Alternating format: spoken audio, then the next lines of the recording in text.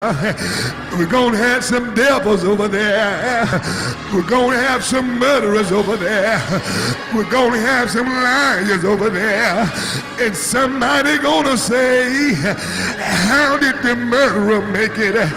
How did the liar make it? How did the whoremonger make it? And I hear them say, Montgomery, Alabama, September 14th, 2014. Reverend Juan Demetrius Mcfarland, 47 years old, had ran a church for over 23 years. He is well known, well liked.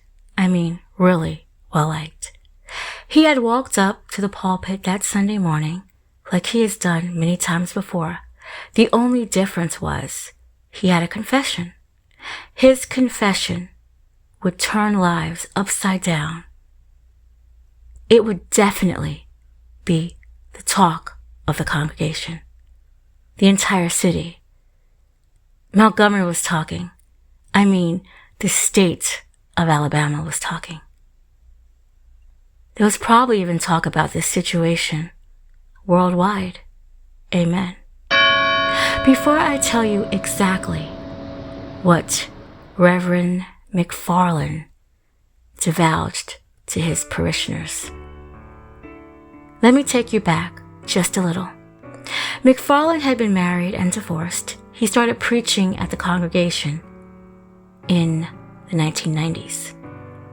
Mcfarland, a very charismatic, easy on the eyes, some would say a humorous preacher. From what I've seen myself, only through several recorded videos, I suppose I could see some type of attraction. Monsters don't always look like monsters. In 2003, Mcfarland was diagnosed as HIV positive. He told close parishioners about his current status. It was said that the ones he spoke to about his health issue supported him. By 2008, Mcfarland had full-blown AIDS. It was starting to take a toll on his health. He would even discuss health complications in his sermons, not telling anyone he had AIDS, but about his troubles. But we all have troubles. never leave you nor forsake you. Can I get a witness there? We gotta learn to stand on His word. I hear the word saying, He was wounded for my transgressions. So that Sunday, as the congregation flocked to hear him give the word for the day, and he did, it was more than enough. He had admitted to misusing the funds. In other words, stealing from the church, embezzling, taking the money to go on trips, buy cocaine. Yes, Reverend Pastor Juan Demetrius Mcfarland was snorting that boy. The white girl, powder, blow, bump, coke, crack, dust, line, snow, sniff, white rock, toot, whatever you want to call it. He had also been having unprotected sex with numerous women in the congregation.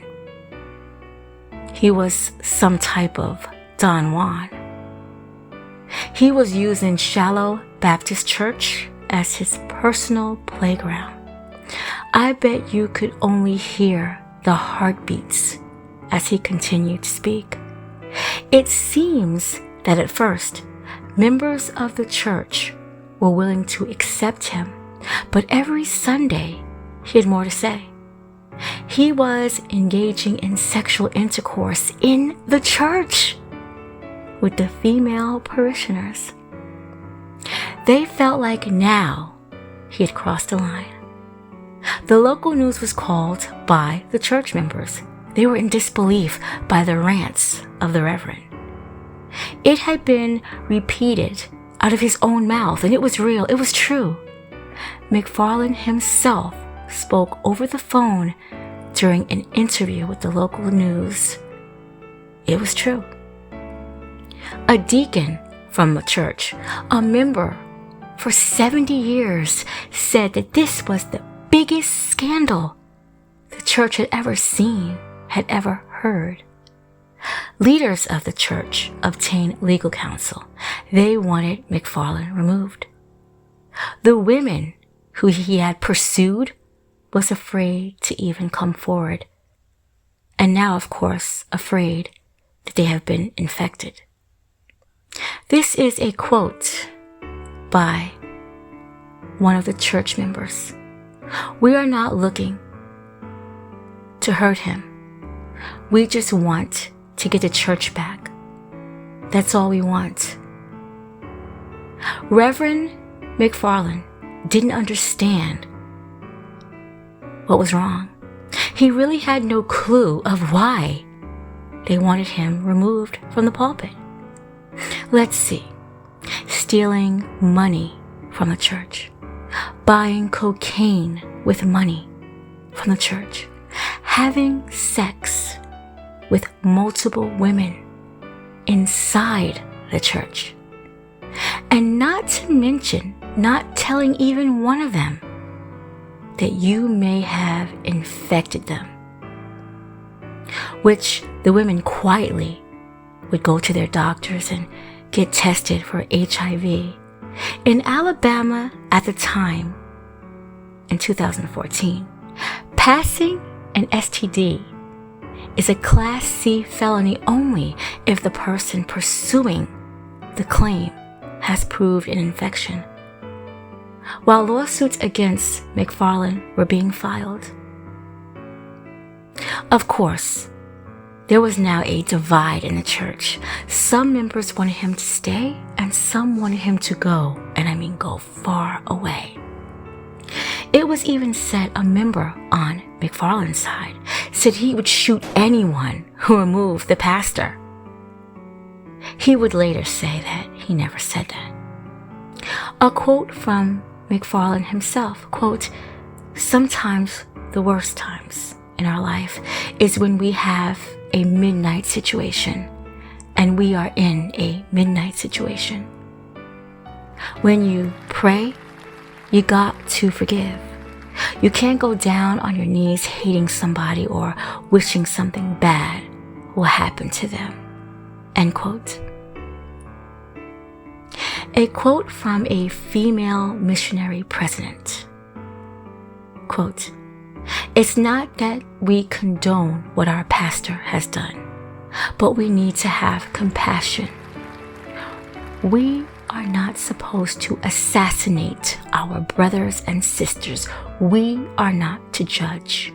End quote. Some of these Christians were very forgiving. Others, not so much. The church sought legal counsel. On October 5th, the members decided to take a vote on Mcfarland, saying, while he preached 2 more Sundays, and some of the congregation didn't even show up.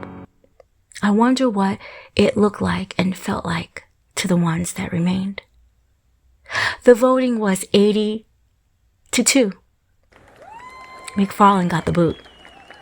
He was not happy. A fight broke out. The Montgomery Police Department had to be called. Yet still, he refused to step down. He even went as far as to change the locks on the doors of the church.